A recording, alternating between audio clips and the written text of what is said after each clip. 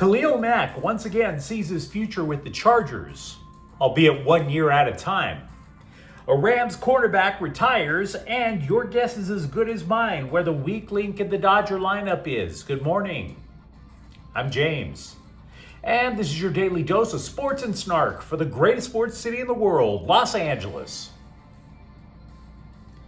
This is the faithful Angelenos Morning Report. It is March 8, 2026. Welcome back to the home office. It's also Sunday, the Lord's Day. So if you believe as I do, take a moment. Thank Him for the blessings that you have in your life, like LA sports. And if you like being in the know about LA, clickety-clack the like button. Clickety-clack the subscribe button. There's a notification bell. Hit that. It'll let you know when we drop an update. Sharing is caring. Let people know we exist. And by all means, comment. So, before we go through the news notes, a quick look at the scoreboard. There was a lot of games going on with LA teams yesterday. The Clippers 123, Memphis 120. Kawhi Leonard led with 28 points. Montreal 4, Kings 3. Look, the Kings just fell apart in the last 6 minutes. They gave up 2 goals. UCLA 89, USC 68. Donovan Dent scored 25 for the Bruins. Elijah Arenas scored 20 for the Trojans, who have lost 7 consecutive games. Not a prediction here, but Eric Musselman, welcome to the hot seat, my dude. Colorado 4, Galaxy 1. There is a rapid recap of the match on the Galaxy playlist for this channel. João Klaus scored his 4th goal of the season, and LAFC 1, FC Dallas 0, David Martinez with the game winner. Meanwhile, today, the New York Knicks are in town to play the Lakers at 12:30. So, with that out of the way, let's get to the news. The Chargers continue to make the right steps on a tightrope of an offseason. Once told that we were going to be seeing him test free agency, Khalil Mack did an about-face, said to hell with it, and returned to the Bolts on a 1-year deal worth about $18 million. Retaining the 9-time Pro Bowler was a big piece of the jigsaw puzzle for the Chargers this offseason. Yes, we have been barking nonstop about the interior offensive line for a year and a half, I might add. But the Chargers defense is completely predicated on their pass rush. And you could easily argue that despite Odafe Owe's sack numbers in LA after he came over and compiled 10.5 in less than a year, whatever Owe does, whatever Tuli Tuipulotu does, a lot of that comes with double teams just drawn to Mack like a magnet. His sack total last year, 5.5, was a career low, but that's primarily due to the fact that he was drawing all those double teams, and oh, by the way, he had an elbow injury that caused him to miss 4 games. But in 2023, the dude set a franchise record with 17 sacks. How important was Mack? Former defensive coordinator Jesse Minter, he would have Owe, Mack, and Tuipulotu on the field at the same time for passing downs. Why? Because chances are one of them was going to get a free shot at the quarterback. Particularly Owe or Tuipulotu, because Mack was getting double and triple teamed. So with Owe and Mack as free agents, do you put your faith in the 27-year-old Owe who's chasing a bag, or a 35-year-old former NFL Defensive Player of the Year?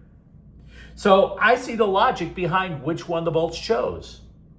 Now, both the LA Times and the LA Daily News are saying retaining Owe should be the Bolts' next clear priority. But is it? Are you sure? Because you could also see the Chargers drafting a 3rd edge rusher to learn under a surefire Hall of Famer in Mack. That's what happened to Tuipulotu. Try and say that 5 times fast, but I digress. I think the cap space that the Chargers have left might be better served in finding 2 starting guards and maybe a speed receiver for the new offense that Mike McDaniel wants to install? All things put together, I think the Chargers dodged a major bullet in the last 48 hours. I do not believe for a moment that this is a coincidence that Mack signed one day after Max Crosby was traded by the Raiders to Baltimore, where Jesse Minter is the new head coach.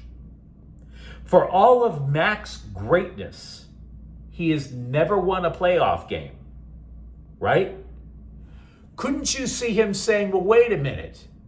Couldn't I go to Baltimore, play under a coach who knows me like the back of his hand, can put me in a position to succeed, revitalize the Ravens defense, and have a better shot at a playoff win?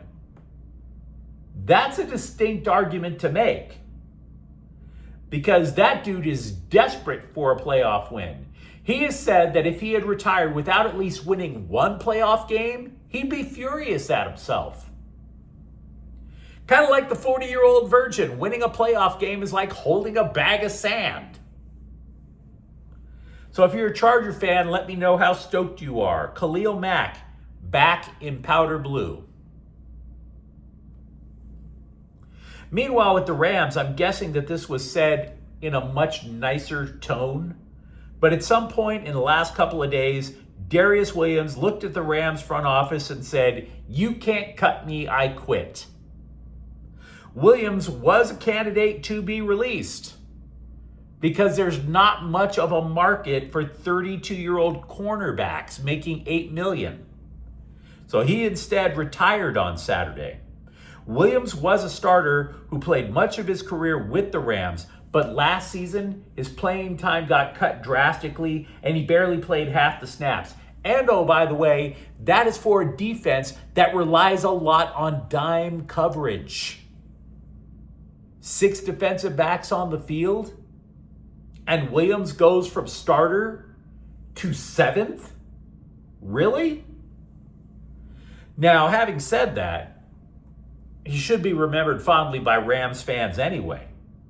Because you could say that the biggest moment in his career came in the Rams' Super Bowl 56 win over Cincinnati. Why? Because he led the team in tackles with 8. For all the talk about that last-minute rally, for all the talk about Aaron Donald's massive second-half performance, they don't get to that position of winning that game without Darius Williams. Now, the move is going to add about $7.5 million in cap space. It also leaves the cornerback room pretty damn vacant. Almost like Will Smith at the very end of The Fresh Prince of Bel-Air. They only have Emmanuel Forbes and the newly acquired Trent McDuffie. The Rams do have a trend. They do like to take cornerbacks in the later rounds of the draft. But here's the problem. They only have 5 draft picks at the moment. So I don't know how they're going to replenish that room. They only have about 35, 36 million in cap space left and not a lot of picks to use. So that's a thing the Rams are going to have to figure out how they're going to solve. Andy Pajes has a job locked up, wouldn't you say? I mean, even though he was fading toward the end of last season, nobody's ever really questioned that Andy Pajes is going to be starting in the outfield. Because last year, who the hell were you going to replace him with? But now that he's had an entire offseason to try to work on his game, are we sure he's getting any more consistent? He is hitting 350 in the spring. He's collected 3 doubles, one of them yesterday. All of which sounds pretty doggone neato. Only he struck out 6 times. 7 base hits, 6 strikeouts. Now, of course, to an extent, we have to acknowledge reality here. We're nitpicking. The scribes have been doing things like looking at Roki Sasaki and just blowing it way out of proportion. I'm not trying to do that with Pages, right? I acknowledge I'm nitpicking. Pages hit 27 home runs last year, and if that turns out to be the weak link in the lineup, bring it on. Bring it on. The only other crack in the chain would be second base. But once Tommy Edman returns, this hotly debated spring thing about Hyseong Kim or Alex Freeland, that's going to become long forgotten. But if you are looking for a place in the Dodger lineup where you're not quite sure that it's stable, I'd recommend looking at Pages.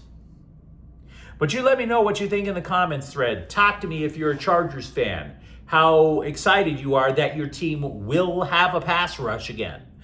For that matter, how do you think the Rams are going to replenish the defensive backfield? And if you enjoyed this update, don't forget to subscribe to Faithful Angelenos. We're talking LA sports every single day. Thank you for watching. I'm James. We'll be back tomorrow. Faithful Angelenos is a Kian Corte El Queso production. Take care.